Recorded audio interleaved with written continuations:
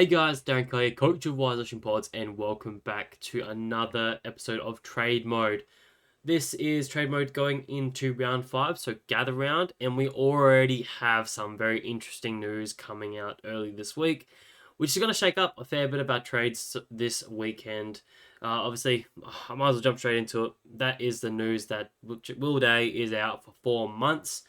Now, he is someone that a lot of people jumped off already so far this season, but there were quite a few holders that were just holding through until his good run. Unfortunately, it really hasn't worked out for those that have done that now that he is out for 4 months. So he must be a trade out.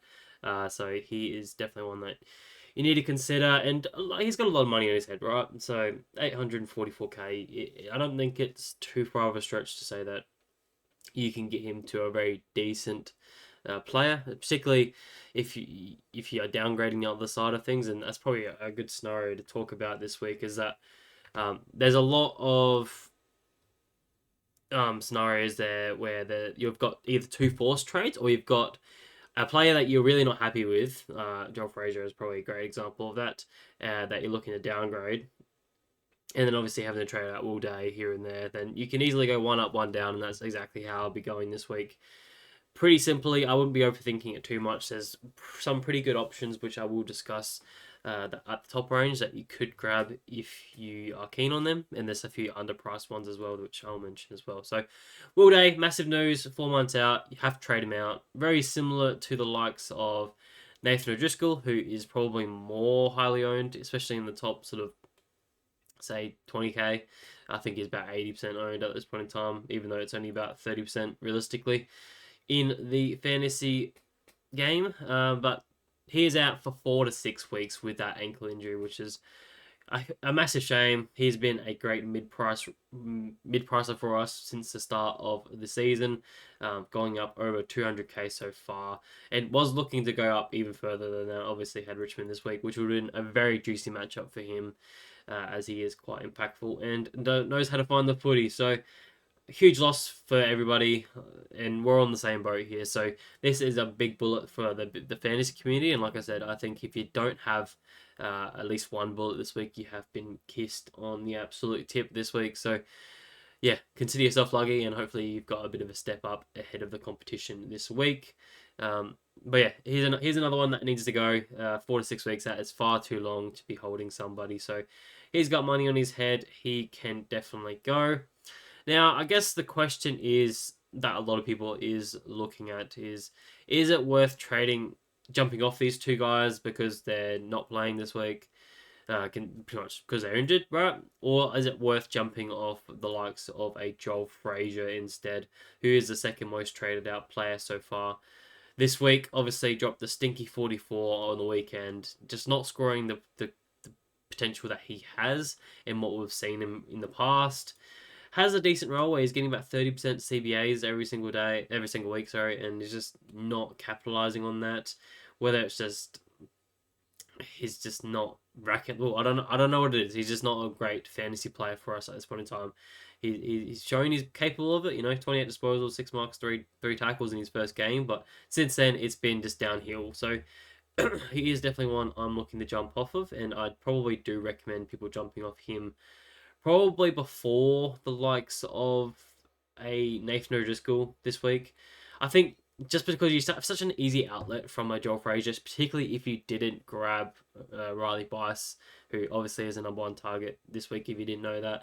You've been living under a rock. He's such an easy outlet, and he's definitely one that could be just placed on field this week and probably score more points than what Freijah will this week. So that's probably why I sort of see it. I think Freijah's a much more bigger priority trade out than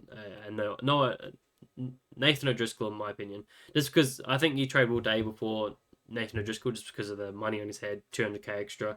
It allows you to get up to that best player, whereas the Nathan O'Driscoll sort of gets you to the middle of the table sort of player that you may not be too confident with, which I will discuss very shortly. But yeah, Joel Freijah, I think he's definitely high up on the priority list. It's just really team dependent on if you have, two of these guys that are injury prone that need to go, and then obviously Joel Freijah, who is in a lot of teams at this point in time. But he's been hugely, hugely disappointing. You know, I particularly traded him in at 660k in after round one, and he made 26k before I needed to trade him out again. So big flop and a waste of time in my opinion. And hopefully, if you started with him, you're not too worried about it. You know, you got the big pop score, where the rest of us that didn't jump on until after, you've got nothing. So big fail trade from me there, but he needs to go. The other injury news is that Luke Jackson is out for 2 to 3 weeks with a hamstring injury. So if anyone had him, he is definitely a worthwhile trade out, especially with Sean Darcy coming back this week, I believe. So yeah, you might as well trade off of him, particularly if it is in your ruck role. I think you have plenty of other options you can jump to, whether that's, you know, straight to a Briggs, who's cheaper than Luke Jackson at the moment, so that's even a downgrade that you're getting there. You could jump to his teammate in Sean Darcy, but it's a very risky pick, obviously, with him coming back from injury and then Luke Jackson coming back within 2 to 3 weeks anyway. Running a dual ruck setup, who knows what he's going to be able to score. I'd just probably go with the Briggs, who is known to be a solo ruck and has probably 150k worth of value on him. And then you've also could go up to a role marshal if you have the luxury and the cash. Obviously, it costs you about 300k, but it's definitely not out of the realm of possibilities at this point in time, with a lot of people doing a double downgrade last week, which I probably should mention probably was one of the only scenarios where I'll probably seen the double downgrade actually work in my fantasy career. You know, to see Bice go 125, go up over 100k, definitely is a big W, especially if you had him on field. If you didn't, then it's less of a W, but you still got that massive cash generation, over 170k, I think it was, worth of cash generation over two players.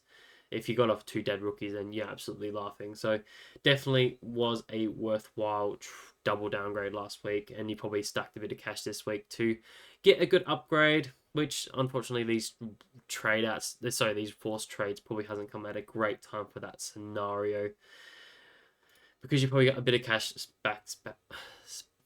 banked in the cash. Sorry, what am I trying to say? You got a bit of cash banked. Oh my god. The only other injury news that I must quickly mention is that Rankin has a bit of a calf concern. I think he apparently had a bit of corky in that game, so he's a test to play this week. Apparently, he said he's going to be all good to play, so I'm less skeptical on this one. I think it's just wait and see. I'm sure he will get up for the Thursday night game, which is tomorrow night. But that's all the injury news, so let's just quickly go through the trade-up players, and I'll give you my top 5 once I'm done. So Finn O'Sullivan, I will just continue down the line. I've already spoken about the top 3 guys. So Finn O'Sullivan, if you're in a luxurious position where you don't have too many forced trades outs, then definitely he can be one to go. Obviously not making any cash. I've said this many times over the last couple of weeks. He's just not doing his thing, so pretty much a dead rookie. You can jump off of him. But I wouldn't be surprised if he has a pop score at some stage and then he becomes a really good rookie. But I just don't see it at this stage at the moment. So, yeah. Sam De Koning is definitely another one that I would recommend jumping off of if you have the luxury. Probably not as high as a priority. Obviously, he still has a very low break even of... not a very low break. He has a low break even of 63. So he has every chance of hitting that this week and not dropping any coin, but he is most likely going to be playing as a key defender this week, particularly against Adelaide, where they have 4 tall forwards, you know, Thilthorpe, Fogarty, then you've got Curtin in there as well, and I've definitely missed one. Oh, and Tex, obviously. Yeah, how can you forget Tex? So they've got sort of 4 tall forwards up there, so he will definitely be required as a key defender this week. So I don't see him going particularly well. And that's probably where it's good discussion point is, do I field him over the likes of Zach Reid, who obviously has Melbourne this week? A lot of us are looking to field 2 rookies this week in the defensive line. So I've got five premium defenders, I guess you can call them, you know. So I can only field 1, and obviously that is going to be Riley Bice.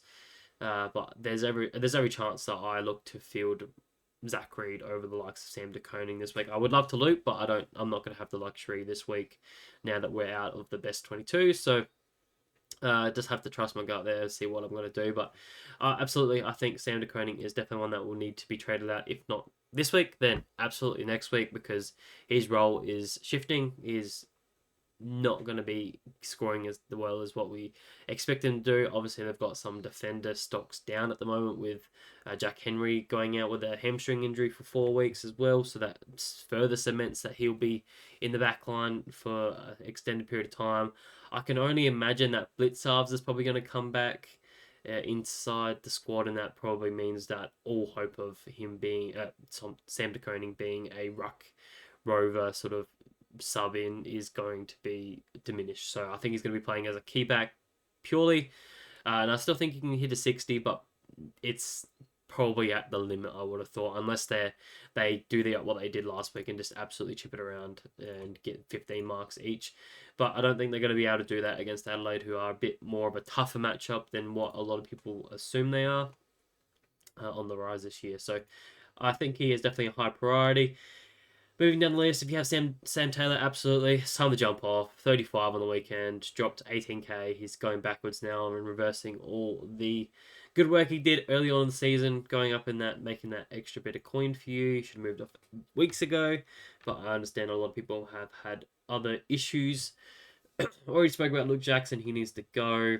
Cherry, I am in the camp that I'm not moving off him. I get he has a 155 break even and he's dropping a huge amount of coin, and you do have a cheaper option in Briggs that you could go to, but I think you're going to be playing around with your rucks too much. I've already spoken a little bit about the Tom De Koning issue that we're probably going to have within the next couple of weeks, with Petnet due to come back in potentially even this week. So I'd be careful with that. You move off Cherry this week, then you move off Tom De Koning next week, then you've already wasted 2 weeks of trades on your ruckman, and you're not making those upgrades on your field as such. So be careful with that. I back Cherry in to be a top line ruckman again still. I know he's not performing as great as he could be right now, but I think what I learned from last year, jumping off Marshall when he had this sort of issue with injuries, is that these top line guys, they bounce back pretty quickly. If they just get a good week of rest, it doesn't take them long to just bounce back and be the best ruckman that they can be. So I'm sticking with him. I think I'm just going to ride out this rough patch for the next 4 or 5 weeks, and then in the back end of the year, we will see him absolutely light it up. So yeah, I'm not going to waste trading him out and then trading him back in again. That's worth 300k in my opinion. Am I going to get 300k worth of value? Potentially. If he drops another, say, 150k over the next 4 weeks, and then you trade him back in, and then he goes up to about 1.1, there's potential that happens. But again, while you are doing that, I'm getting upgrades elsewhere. I'm potentially getting that the scores that he's going to get later on along the track, but also getting other people's scores as well as his. So I don't know. It's a tough turn, but I just don't think it's worthwhile in my opinion. I think I'm just sticking it out there, and I think we have other priorities at a stage. Finn Callahan, I do not mind you trading him out, as he does have a higher break even now, and he's going backwards as a mid-pricer option that you selected at the start of the season. So he can definitely go, but he's not an absolute priority. I don't think he'll be that bad this week against Saints. They are a bit of a more restrictive matchup. Windhager may go to him, but I would say it'd go to Tom Green first, I want to say. Don't get me wrong, I think Callahan's great, but I do still think Tom Green is the main damaging one there for them. So yeah, definitely probably going to go there instead. So he probably could be freed up to be at least a 90 this week if you have to hold him. I wouldn't be moving him off that quickly. Just a few more here because we do start to get into a few unique options down the pack here. Hugo Garcia, I don't think he's an absolute must trade out this week. 35 break even, still very low. He definitely could hit that and could have another pop score this week. Still should be back, and he could potentially be subbed out, but or be the sub. But I'd still wait and see on that one. But I don't mind you trading if you absolutely need to. Just it's going to be a ride either way. Leake can go, Camporelli can go, Hewitt, Nevitt, all these guys that are red dot rookies or not playing at the moment definitely can go, so no issues there. Xavier Lindsay, I would not be trading him out this week if you still have him. He is potentially going to play this week, so I don't see why you jump off a rookie that's going to do that. We know how well he can go, so he will definitely be a fieldable option for you if he does play. Connor Stone can go if you are in that camp that you want to move off a rookie and start, culling these more expensive rookies. I don't mind that. I will say, though, he does have St Kilda this week, so that is a pretty decent matchup for defenders. So he could definitely go pretty well there. But there's a potential that he does get dropped. 28 in a full game is pretty poor, but again, it was against the Eagles and obviously sat a lot forward in that game. So I back him in. Well, I have other issues, but I do expect him to have a bit of a not a pop score, but at least hit sort of a 50 to 60 like he normally does, and then continue his cash generation. I still think he probably has another 100-ish K in him. Priced at 60, probably priced at about 500. I still think he can get at least 450 from there, so 100K still from where he's priced at, so I'm no concerns just yet. People are jumping off Connor Rosie. That seems like a very luxurious move. I don't think that's something that I'd be doing. It's yes, he's copped a tag last weekend, this week particularly, so he's copped 2 bad scores, but before that he was flying. With Butters back, there's still questions whether he's going to be able to still hit those ceilings as much. Obviously, we've seen in the past that it has put a cap on him a little bit, but I still think he is worthwhile holding on to for a little while longer. You picked him as a underpriced premium for a reason. You back him in for a little while, at least into the mid-season buys, in my opinion. Unless there's clearly something wrong, his role's changed and he's spending a huge amount of time forward, which we haven't seen yet. It's definitely not in the realm of possibilities, in my opinion. So, yeah, I'd be holding him there. And there's probably not going to be a tag for them this week, I don't think. If anything, they're probably going to tag Zach Butters. We all know Zach Butters is very, very damaging. So if he's fit and firing and he plays this week, he'll be one that gets the attention. And I don't think it'll be a full tag. It will just be a run with roll as we expect. So, but besides that, I think that's probably all I'll say about the trade out targets. There's a few unique ones in there. I probably wouldn't be doing any of these realistically. Maxwell has plenty of money to make still. Jack Henry obviously is injured, so that makes sense. Houston is suspended, so yes. Matt Roberts, too early. I don't see why you'd do that unless you're super concerned about the role being affected by bias. Petrarca, I would be holding on to him, particularly this week, because he probably gets forward status this week, particularly.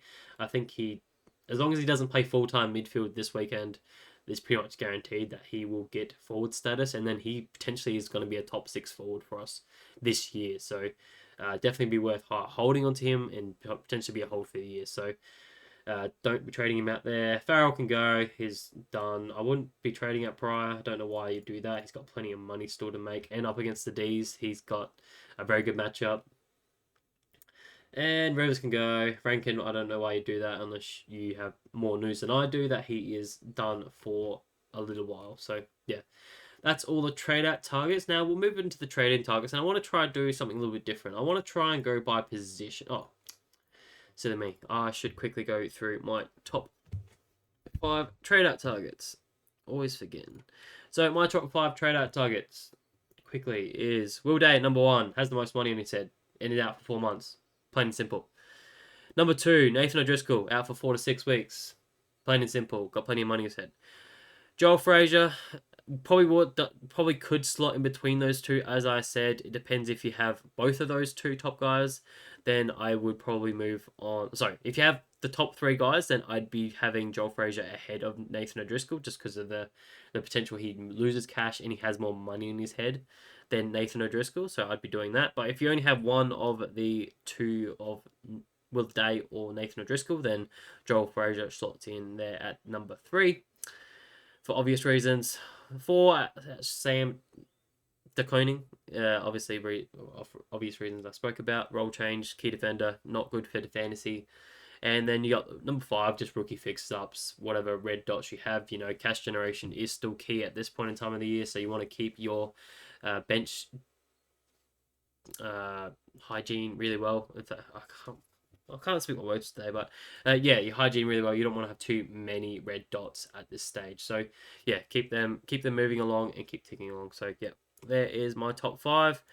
We'll now move into the trading targets, like I said, and I want to try and do it by position. So I'll start with the defenders, and defenders is probably the hardest position to start in. But if you didn't know, Riley Bice is the number one trading target of the week. 24.3k coaches are doing it so far, and for obvious reasons. Negative 41 break even. Scored the 125 on the weekend at a massively low price at the moment with 387k. He is going to absolutely fly up. He looked really good. He got coaches' vouchers, even probably got some Brownlow votes in that game. So he is definitely one that you want to have, and I'd be pretty confident with him on field. Any player that can go 125 at that sort of price deserves to be on field. You know, we got Davidson on field who's done very similar.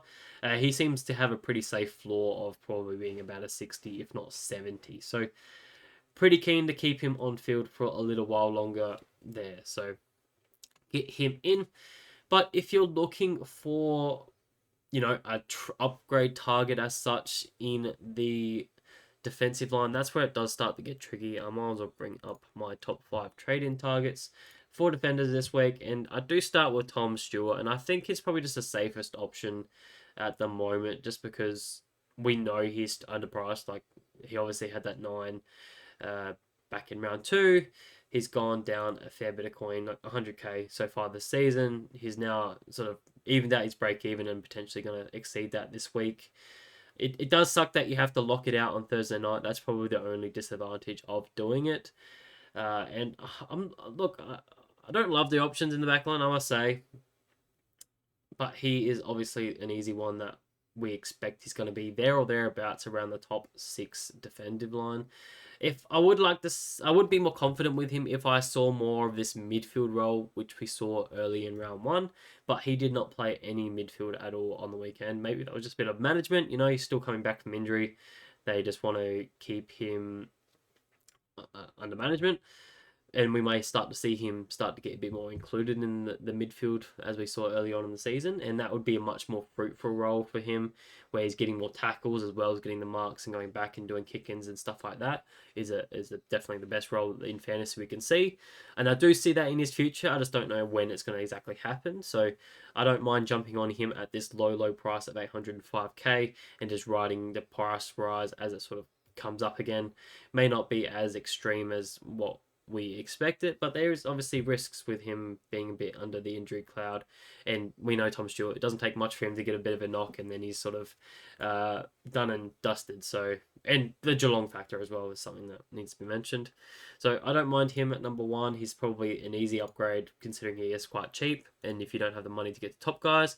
But if you are going to the top guys and you have plenty of money, then I can't stop you going to a Lockie Whitfield up against Saints this week. Should be a very fruitful matchup.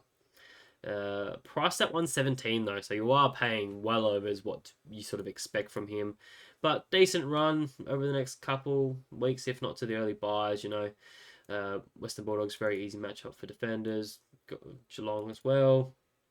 Obviously got Richmond in there. Carlton's not too bad as well. Like this, and the Suns. So pretty decent matchups coming.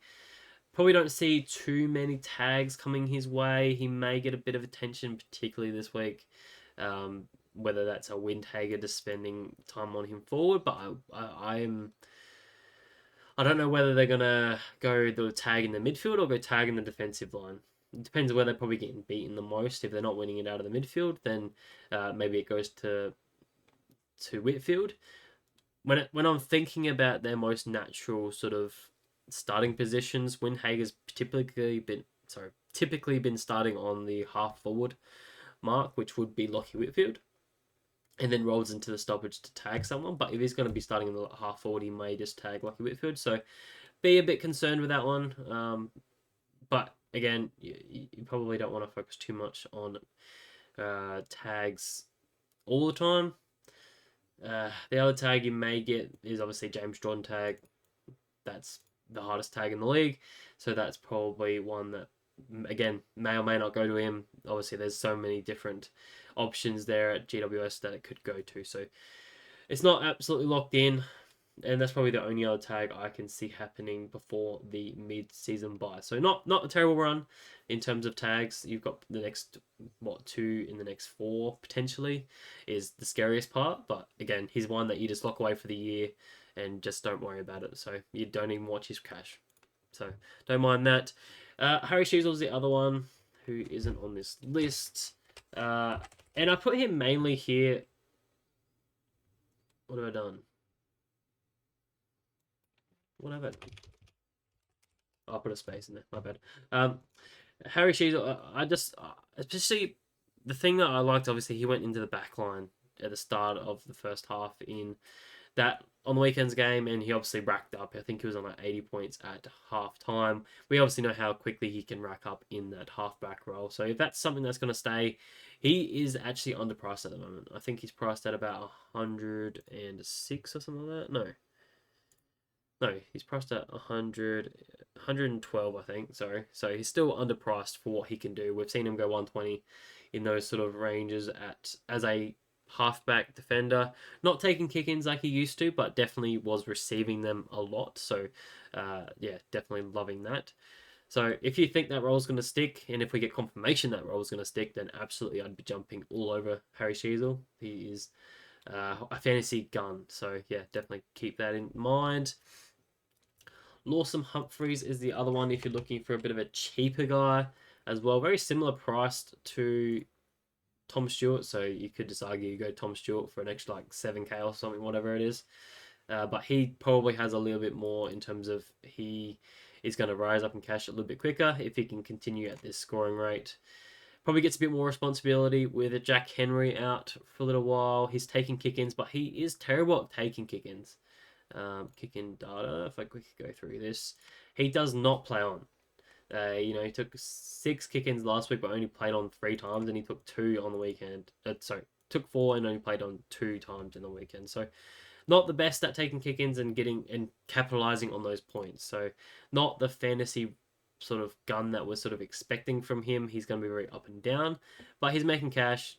If you want to go for a cheaper option and just hold him for a bit of a short-term play, it's definitely not going to be part of the top 6, but definitely making some coin.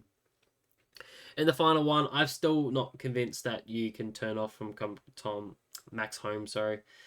Even though he got tagged to absolute smithereens on the weekend. He is averaging 110 without a tag and obviously 70 with a tag. So he is still in my calibrations that he is top 6 defender for the year.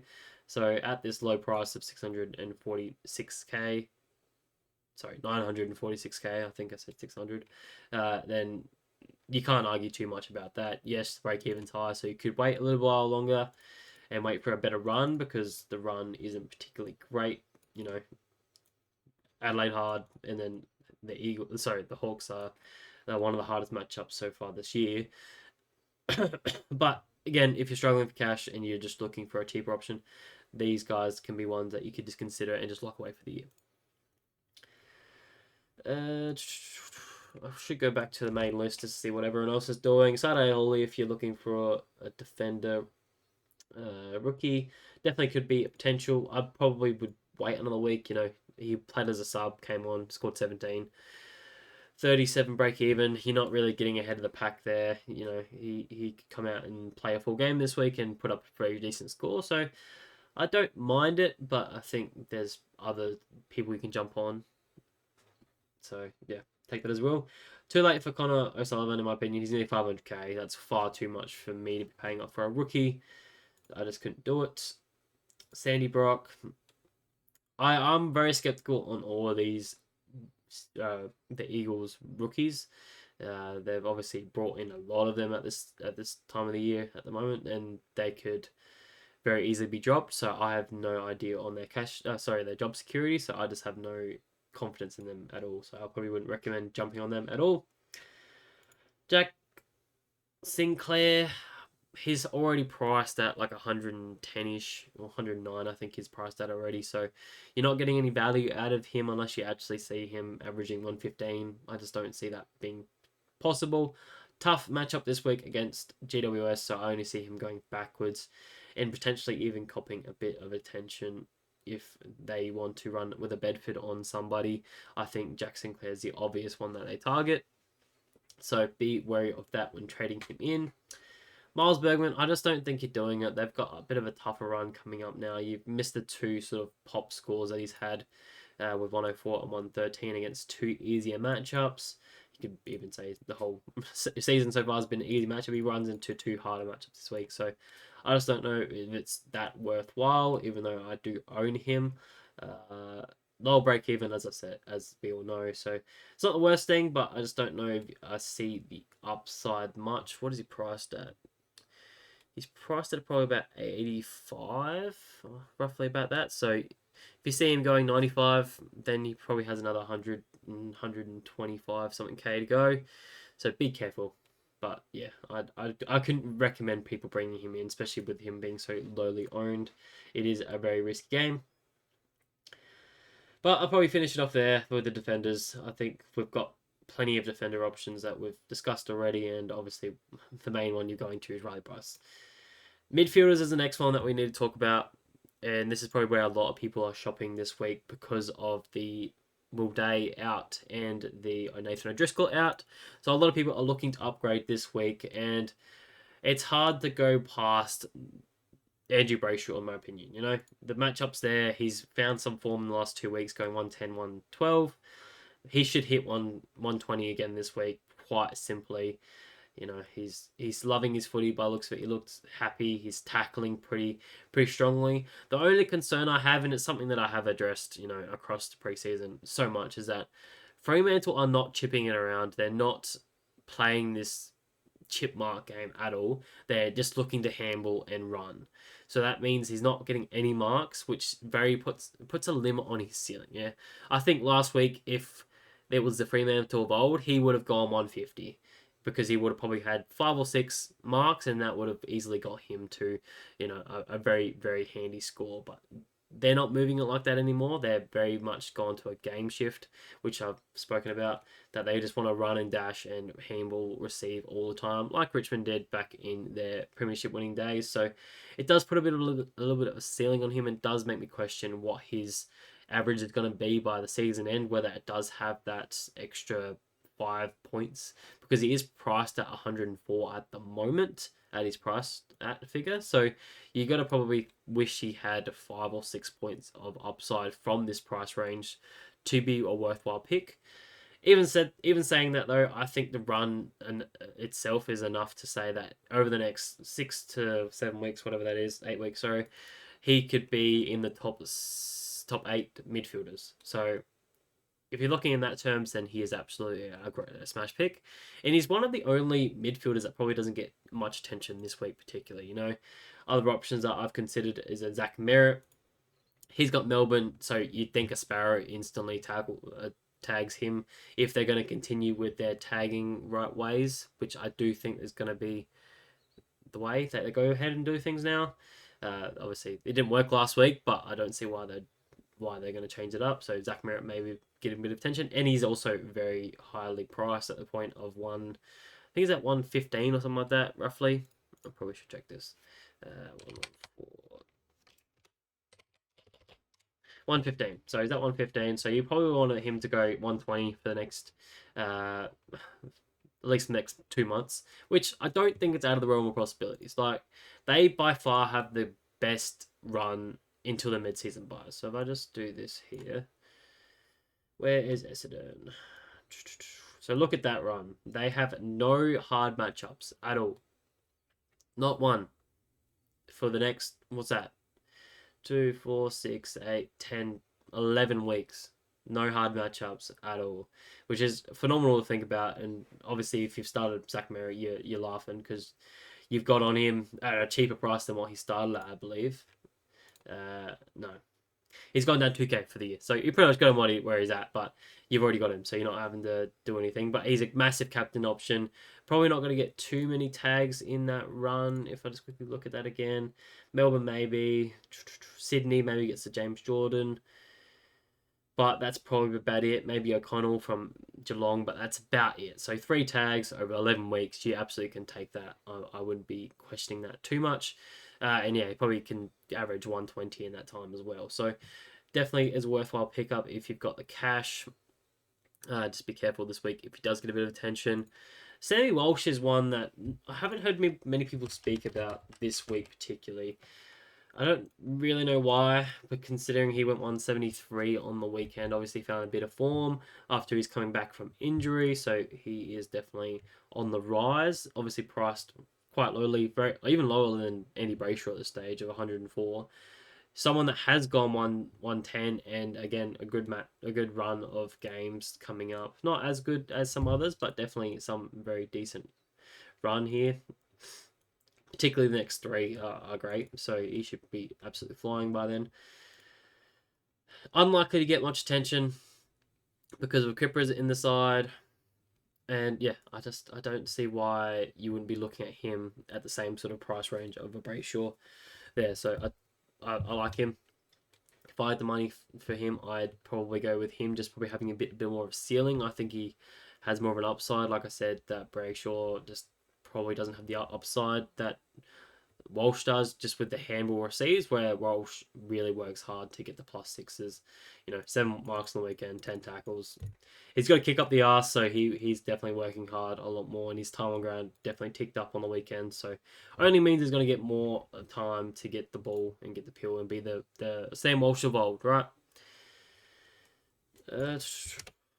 If you're looking for a cheaper option, Will Ashcroft is the third trade-in target for the week.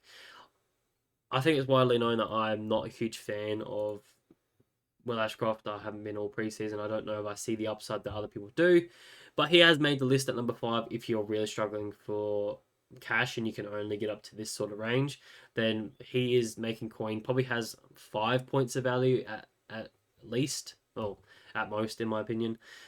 So you can probably just ride that until mid-season. He can score up and down from 60s to 110s for you for the next whatever weeks that is.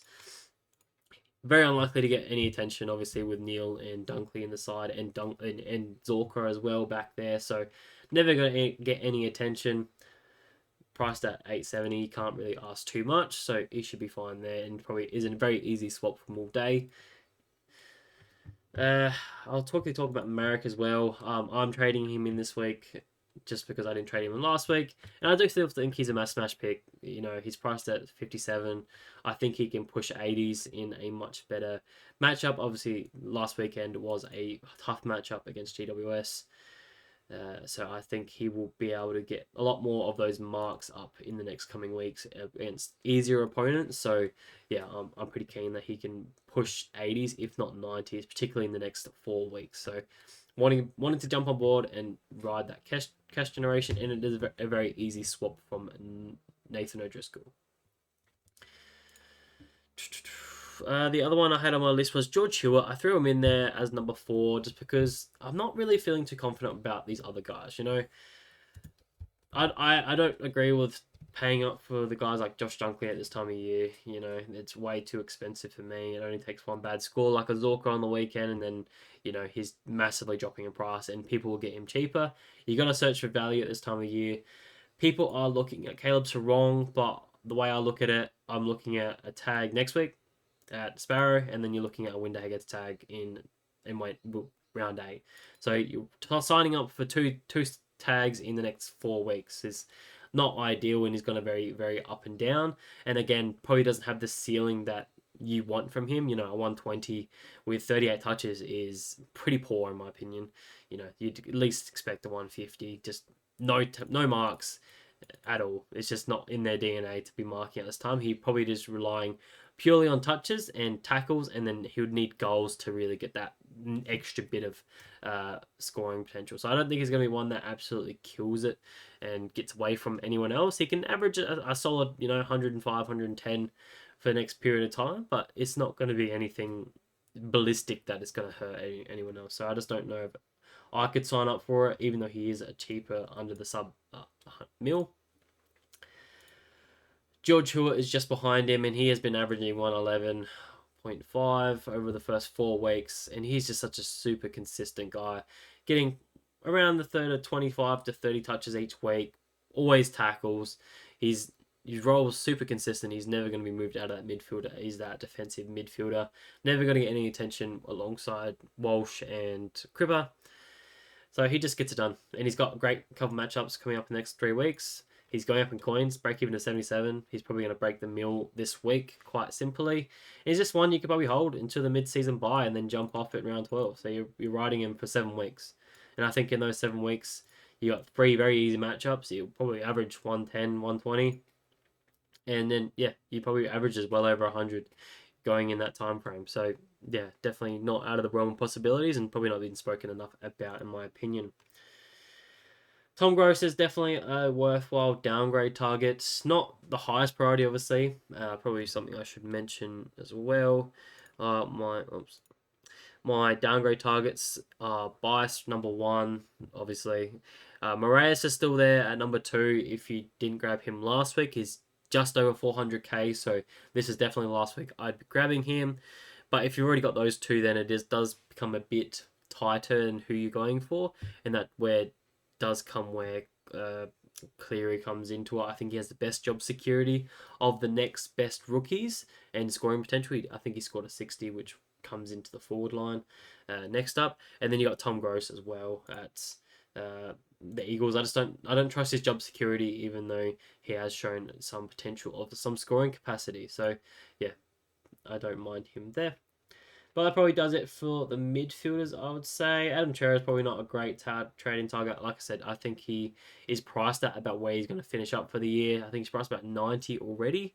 So he probably has 5 points left on his potential. But again, does have 3 very good matchups in the next coming weeks. So probably can push 950 and then you jump off after that. But obviously, there is the concern that he is always injury prone, so be careful not to jump on and get the injury. You'd be very unlikely to do that, but it does happen. Tom Green is definitely another option that I would look at a cheaper price. Again, probably could get a bit of attention this week from Windhager. Not super confident with that just yet, but definitely is worthwhile considering. And the run's not too bad, not the greatest, but definitely is something to consider. St Kilda and Adelaide are tough matchups, but then does open it up for 5 weeks or so, 6 weeks. There, so yeah, don't mind him at that cheaper price. Not paying up for top line guys so far. Lockie Neal's another one that I spoke about a little bit that I has spent a bit of time on my side, but looking into his fixture long term, he does have a lot of tags coming. So Windhager round 7, Sparrow round 10, maybe Hawthorn tag him with Nash or Finn on round 11. And then maybe gets a Durham tag in round 12 even. So 3 back-to-back tags in that period. Then he obviously has Bedford as well, round 14. And then round 15 could be O'Connell or Atkins. There's so many different players that they could go with. So I'm just not looking to trade in someone that is going to be very up and down that could go 30 at any point in the season. I just don't want to be doing that. I just think the days of what he's able to do, while he could get a pop score for the next 2 weeks, it's not worth the trade-in target for now. Just trade him out later. I'd rather jump on someone that is very unlikely to get attention and be a bit more consistent, even though probably doesn't have the ceiling of a Neal. So not super keen on that one. Hugh McCluggage is probably another option you could jump on because he is absolutely flying at the moment, 121 and 141. He has shown this previously to be a very, very accountable midfielder. Loves to tackle, loves to work hard and, get plenty of disposals, particularly when the likes of Neal's getting attention. He just goes to work and helps the team get over the line. He's that defensive midfielder, so he just tackles a fair bit and loves to spread on the wing and get plenty of marks as well. So if you want to go there, I wouldn't stop you, but definitely not high up on my radar because it's going to be very up and down depending on what's happening with Neal and a few others in the team. Sligo, I grabbed him last week, so I'm not going to stop anyone grabbing him this week, although he's getting more and more expensive, so getting to the top of his price range. But again, not going to get any attention with Jordan Dawson and Rankin in the side. So yeah, he's always going to be safe houses to get plenty of touches in there. And that'll sort of do it for the midfielders. We'll quickly finish Ruckman. Obviously, Briggs, he's 150k cheaper than what he started in the year. so he is priced at about 80 at the moment. So you expect him to be a 90, 95 averaging ruckman. So if you're looking to change up your rucks or jumping off because you need to, like Jackson, then absolutely you can jump on him for just a bit of cash generation. He does have a tougher two matchups coming against Riley Bryan and Marshall, so probably doesn't put up massive scores this week, but I'd expect him to get close to that break even and start moving his price in the right direction. So this is probably about as cheap as he's going to get, I'd say. He won't get much cheaper. Tom DeConing, I would not be trading him in this week, as I've spoken about the Pitnet thing. Be careful with that. Darcy Cameron, I wouldn't be trading in that either. That seems very odd. I haven't really looked into this option much, even though on paper he's been flying quite quietly. I guess that one you can pretty much rule out because it was against the nobody. And against Tom DeConing, he just absolutely went sicko mode. So tougher matchups though against Grundy and what's his name? Oscar McInerney. That's a tough matchup. And then obviously Essendon as well. Very tough. So top 3 matchups, I wouldn't be doing that. The only other one I would be considering is Rowan Marshall. Just paying up top dollar. You know, he's going to be top. He should be the top ruckman, quite simply. And then you've also got Sean Darcy if you want to go with a risky pick, as you know he's coming back from injury. But I wouldn't be doing that with his injury risk. Moving on to the forward line, and then we'll quickly finish off. If I remove that, we'll go. Oh, sorry, that was quickly my ruck top 3. I've just got Briggs, Marshall, and Darcy. Pretty straightforward. Don't probably need to show that one too much. To the forwards, I've got Jason Horne-Francis as number 1. Obviously, shown here is back in form this week. Now, I wouldn't absolutely be jumping on it instantly. Like, obviously, he's going to be very up and down every single week. If you don't believe he's going to be top 6 of the line, then don't trade him in. It's as simple as that. But he is undeniable value at this point in time at 70k cheaper than what he started at. I'd still say he's going to average 90 for the year as he did last year. I don't see why that would change. He can even push 95 if he can find a little bit of value there. That would be great. So he's obviously one that you can jump on at that bit of value, going up in coin now. But he does have a tough matchups against Hawks and Sydney the next 2. So again, be careful. I saw Isaac Rankin there at number 2. I'm not too worried about his calf corky. Again, it will just be a bit bruised, and should be good to go this week. And against the Cats, he should absolutely thrive. They have come out and said they may look at tagging either Jordan Dawson or Rankin in this game. So yeah, again, it is one to be careful of, but I still think Rankin is a worthwhile trade-in target at that low price. Ryan Marrick, I think, again, I've spoken about him already. He's a smash pick at that low price. Very easy to obtain.